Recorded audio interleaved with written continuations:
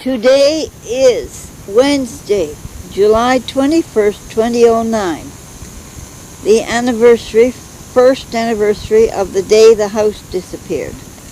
It has created circumstances that keep me housebound, and when I do go outside a few feet from the front door, I must now take a radio, set it on the ground, tuned into a fairly loud noise, to orient myself back to the house in the proper direction. July the 21st, 2008, I went outside around 10 feet, went back into the house. Things were okay. But it was then necessary to take out a rinse pail. When I went to go back that second time, I soon discovered there was no front step. Then there was no porch.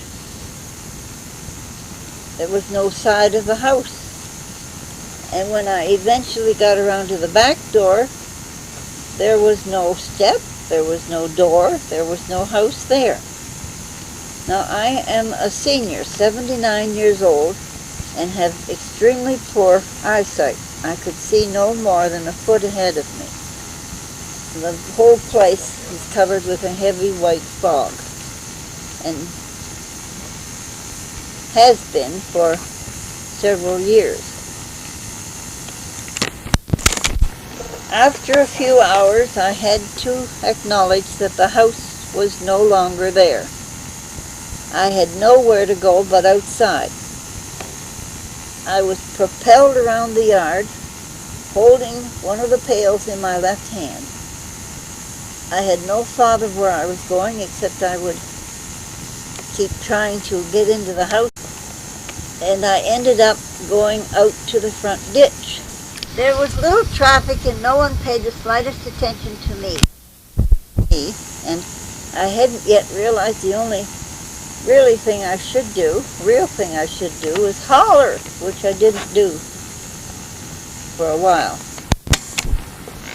After ending up on my knees at times and seeing that the leaves in the front ditch had been gouged out, so someone had come along with a machine when I didn't hear it, spending about 9.5 hours outside in the hot summer sun with nothing to eat or drink.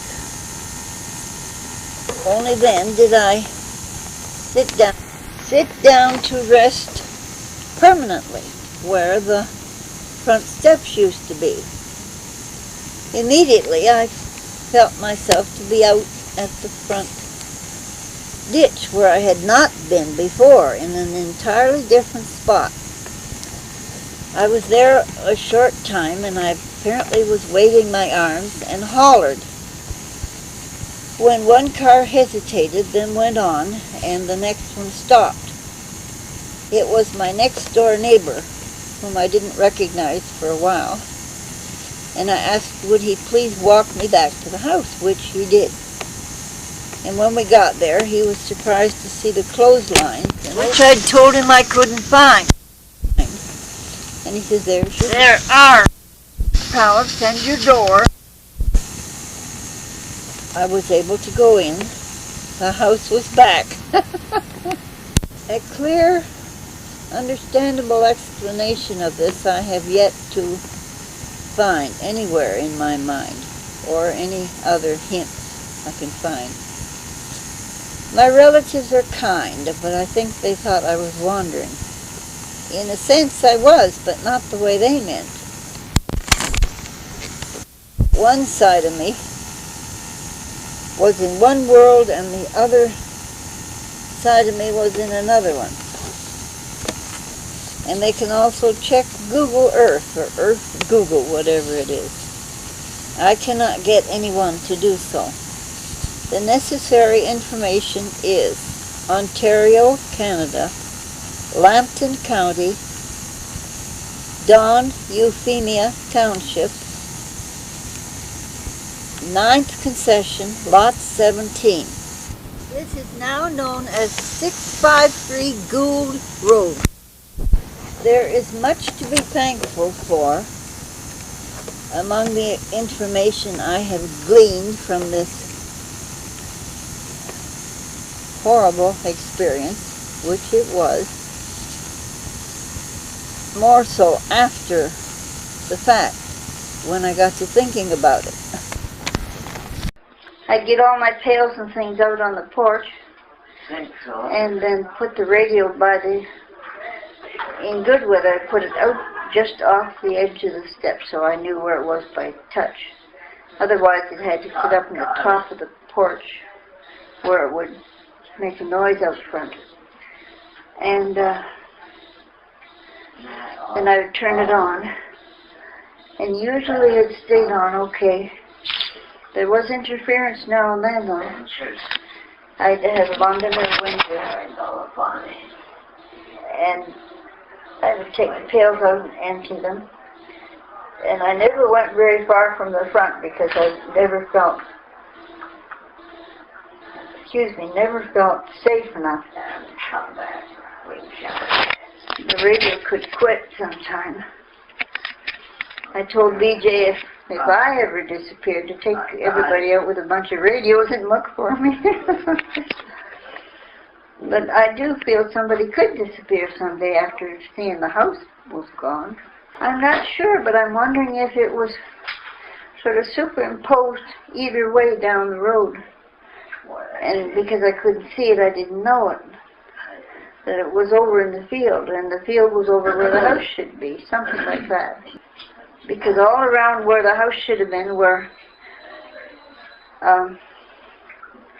bean plants with the leaves pretty much off. And that would be the edge of a field.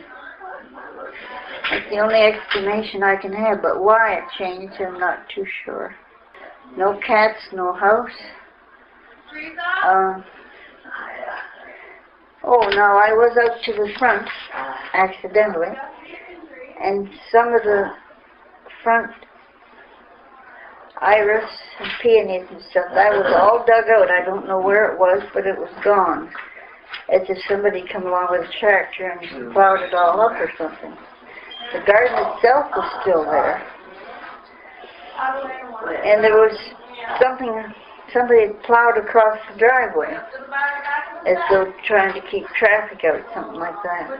Not all day? Yeah. But to spend a whole day with nothing being where it should be was really upsetting. And yet I knew that these things were happening, so it would straighten itself out.